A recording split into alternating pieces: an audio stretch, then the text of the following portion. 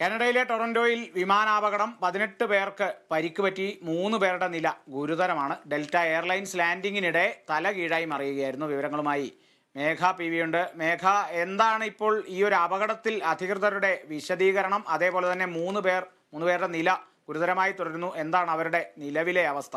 മേഘ. കാളിദാസ്, ഇന്നലെയാണ് കാനഡയിലെ Toronto Pearson വിമാനത്താവളത്തിൽ ശക്തമായ കാറ്റിനെ തുടർന്ന് ഡെൽറ്റ എയർലൈൻ വിമാനം ലാൻഡിങ്ങിന് മുമ്പായി തലകീഴായി മറിഞ്ഞ അപകടമുണ്ടായത്.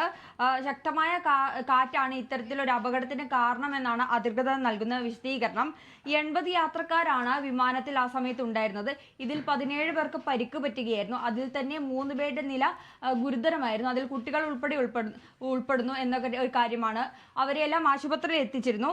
കാനഡയെക്കുറിച്ച് നോക്കുകയാണെങ്കിൽ അതിശക്തമായ ഒരു കാലത്തിലൂടെയാണ് കാനഡ കടന്നു പോകുന്നത്. അതുകൊണ്ട് ഇത്തരത്തിലുള്ള കാറ്റും ശക്തമായ കാറ്റൊക്കെ കാനഡയിൽ ഇപ്പോൾ ഒരു പതിവ് കാഴ്ച തന്നെയാണ്. ഈ വിമാനം അപകടമുണ്ടായിരുന്ന സമയത്തും മണിക്കൂറിൽ 38 മൈൽ ശക്തിയുള്ള കാറ്റായിരുന്നു വീശിക്കൊണ്ടിരുന്നത്. വിമാനം അപകടത്തിൽപ്പെട്ട സമയത്ത് ഇതിന്റെ പിൻഭാഗത്തിൽ നിന്ന് പുകയുയരുന്ന ഒരു സാഹചര്യം ഉണ്ടായിരുന്നു. ഉടനെ അഗ്നിരക്ഷാ സേന അവിടെ എത്തുകയും തീ അണയ്ക്കുകയും യാത്രക്കാരെയൊക്കെ സുരക്ഷിതമായി മാറ്റുകയുമാണ് ചെയ്തത്.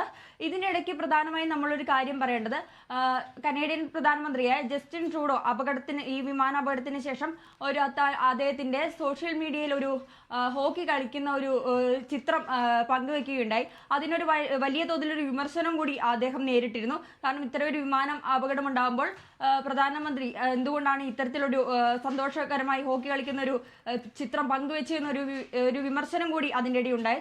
നിലവിൽ ആൾക്കാരൊക്കെ സുരക്ഷിതമായ സ്ഥാനത്ത് തന്നെയാണ് ഉള്ളത്. പ്രധാനമായും പറയുന്ന ശക്തമായ കാറ്റ് തന്നെയാണ് ഇത്തരത്തിലൊരു അപകടത്തിന് കാരണമെന്നാണ്.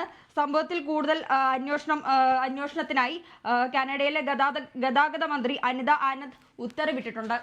കാളിദാസ്.